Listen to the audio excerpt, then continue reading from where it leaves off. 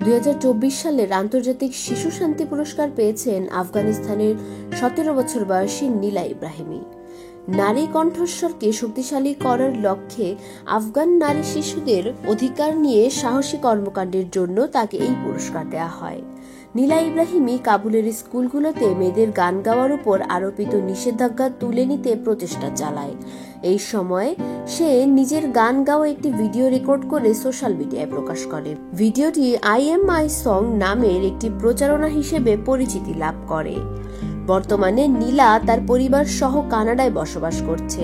কানাডায় অবস্থানকালে সে আফগান মেয়েদের অধিকার নিয়ে তার কাজ অব্যাহত রেখেছে। এছাড়া নীলা হার স্টোরি নামে একটি প্রচারণা শুরু করে, যেখানে সে আফগান মেয়েদের নিজেদের গল্প শেয়ার করতে উৎসাহিত করে এবং সেই সব মেয়েদের কণ্ঠস্বরকে সামনে আনার চেষ্টা করছে যারা দুর্ভোগের শিকার।